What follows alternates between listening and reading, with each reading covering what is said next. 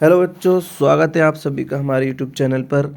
आज हम बात करने वाले हैं आपके कक्षा 9th के अर्धवार्षिक परीक्षा सामाजिक विज्ञान के वायरल पेपर के बारे में। आपका 20 दिसंबर का जो पेपर आने वाला है वो यही पेपर है और आपके सामने मैं लेकर आया हूँ। बहुत ही बेहतरीन पेपर है और आपके सारे क्वेश्चन इसी पेपर में से आने वाले हैं, तो पेपर को बहुत ही ध्यान से देखिएगा और साथ ही हम इसका सॉल्यूशन भी यहाँ कराने जा रहे हैं। तो ध्यान से देखिएगा और सभी क्वेश्चन को याद करके अच्छे से तैयार करके जाइएगा ताकि आपके एग्ज़ाम में फुल में से फुल मार्क्स आ पाए। तो चलो स्टार्ट करते हैं बिना देरी किए। पहला क्वेश्चन यहाँ पर आपके सामने आ चुका है। जो एमसीक्यू क्वेश्चन है सबसे पहला उसमें है, तो जो पहला क्वेश्चन है देखिए, फ्रांस के किस काल को आतंक का युग कहा जाता है? फ्रांस के किस काल को आतंक का युग कहा जाता है? तो इसका आंसर हो जाएगा बे 1793 से लेकर 1794 का जो समय है ये फ्रांस के आतंक का युग कहा जाता है। उसके बाद देखिए दूसरा क्वेश्चन क्या कहता है। दूसरा क्वेश्चन है the spirit of the launch पुस्तक के रचयिता कौन है? तो इस पुस्तक के रचयिता हैं सिसरो। इसका आंसर हो जाएगा सी। उसके बाद देखिए तीसरा क्वेश्चन क्या कहता है, भारत की जलवायु है, तो भारत की जलवायु कैसी है? इसका आंसर हो जाएगा मानसूनी। कैसी जलवायु भारत की? मानसूनी जलवायु है भारत की, ठीक है। उसके बाद अगर हम बात करें नेक्स्ट क्वेश्चन की ओर, तो भारत सरकार का वास्तविक प्रमुख कौन होता है? तो भारत सरकार का वास्तविक प्रमुख प्रधानमंत्री होता है, ठीक है। फिर देखिए नेक्स्ट क्वेश्चन की ओर बढ़ते हैं। नेक्स्ट क्वेश्चन क्या है कि निम्नलिखित में से कौन सी फसल खरीफ की फसल है? तो यहाँ पर बाजरा किसकी फसल है? खरीफ की फसल है। फिर देखिए नेक्स्ट क्वेश्चन क्या है, निम्नलिखित में से कौन सी क्रिया द्वितीयक क्षेत्र में शामिल है? कौन सी क्रिया द्वितीयक क्षेत्र में शामिल है? तो इसका आंसर हो जाएगा विनिर्माण। क्या हो जाएगा इसका आंसर? विनिर्माण इसका आंसर हो जाएगा। फिर देखिए भारत में सर्वाधिक साक्षरता दर किस राज्य में है? तो केरल में सर्वाधिक साक्षरता दर है। फिर देखिए आठवां क्वेश्चन क्या कहता है, स्वर्ण जयंती ग्राम स्वराज रोजगार योजना कब शुरू हुई? तो इसका आंसर हो जाएगा यहाँ पर, देखिए इसका आंसर हो जाएगा 1 अप्रैल 1999 को ये 1 अप्रैल, ठीक है, 1 अप्रैल 99 को ये योजना शुरू हुई थी, ठीक है। उसके बाद देखते हैं 9th का आपका जो फिल इन द ब्लैंक्स वाले क्वेश्चंस हैं उन पर बात करते हैं। तो 1704 में ब्लैंक यानी खालिस्तान ने खुद को फ्रांस का सम्राट घोषित कर दिया था, तो इसका आंसर हो जाएगा नेपोलियन बोनापार्ट। नेपोलियन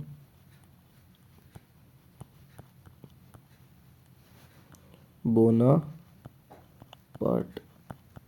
इन्होंने इसको खुद को क्या किया था? फ्रांस का सम्राट घोषित कर दिया। उसके बाद 10वां क्वेश्चन देखते हैं। 10वां क्वेश्चन क्या है, खालिस्तान एक विशेष समय में एक क्षेत्रीय वायुमंडल की अवस्था को बताता है, तो ये कौन है? इसका आंसर हो जाएगा मौसम। क्या हो जाएगा? मौसम इसका आंसर हो जाएगा। उसके बाद बात करें तो कानून निर्माण वाली संस्था को क्या कहते हैं? कानून निर्माण वाली संस्था को हम संसद कहते हैं। क्या कहते हैं? संसद कहते हैं, ठीक है। उसके बाद बात करें तो 12वां क्वेश्चन है, स्वास्थ्य एवं पर्यटन खालिस्तान क्षेत्र में शामिल है ना? ये किस क्षेत्र में शामिल है? ये सेवा क्षेत्र में शामिल है। किस क्षेत्र में है ये? सेवा क्षेत्र में शामिल है। उसके बाद देखिए कुछ वन वर्ड वाले आंसर देखते हैं, एक पंक्ति में या वन लाइनर आंसर इनको भी हम कह सकते हैं। फिर भारत में किस नदी का अपवाद द्रोणी सबसे बड़ी है? तो इसमें आंसर आ जाएगा गंगा नदी। कौन सी नदी है? गंगा नदी इसका आंसर हो जाएगा, ठीक है। उसके बाद मंत्रिपरिषद को संसद का कौन सा सदन नियंत्रित करता है? तो इसको उच्च निम्न सदन कह सकते हैं, इसका आंसर है ना, निम्न सदन या फिर लोकसभा। क्या लोकसभा इसका आंसर हो जाएगा, ठीक है। उसके बाद देखिए जन्म दर से आपका क्या अभिप्राय है? तो जन्म दर का मतलब है कि किसी एक निश्चित समय में किसी एक निश्चित एरिया में जन्म लेने वाले जीवों की संख्या क्या है? जन्म दर कहलाती है ना। तो ये क्या है? किसी निश्चित समय में, याद रखना, निश्चित समय में या एक साल के लिए हम जनरली जन्म दर निकालते हैं, तो एक साल में समय हम निश्चित करते हैं। एक साल में जनसंख्या में, किसी जनसंख्या में ना, किसी जनसंख्या में जन्म लेने वाले जीवों की संख्या, जीवों की या बच्चों की संख्या क्या है? जन्म दर कहलाती है, ठीक है। ये इसका आंसर होता है। उसके बाद देखते हैं नेक्स्ट क्वेश्चन। नेक्स्ट क्वेश्चन है बेरोजगारी से आप क्या समझते हैं? तो बेरोजगारी क्या है? इच्छा अनुसार पैसों से अपनी पूरा, किसका आंसर हो जाएगा? देखिए यहाँ पर ये बेरोजगारी क्या है? जब आपको नौकरी ना मिले और आप नौकरी के लिए पूरी तरह से काबिल हो, है ना। तो वो बेरोजगारी का हिस्सा है। उसके बाद देखिए स्थायी पूंजी से क्या आशय है। स्थायी पूंजी से क्या है, इच्छा अनुसार पैसों से अपनी ज़रूरत पूरा करना। ये क्या है, स्थायी पूंजी से क्या तात्पर्य यहाँ पर, इच्छा अनुसार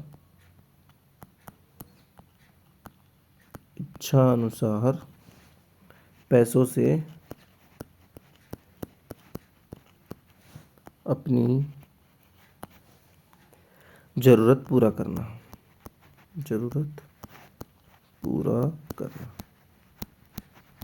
तो ये इसका आंसर हो जाएगा। उसके बाद देखिए 18वां क्वेश्चन क्या है, छिपी बेरोजगारी क्या होती है। किसी काम को ज़रूरत से ज़्यादा लोग काम कर रहे हैं, है ना। छिपी बेरोजगारी क्या है, काम कोई छोटा काम है लेकिन बहुत ज़्यादा लोग कर रहे हैं, तो किसी काम को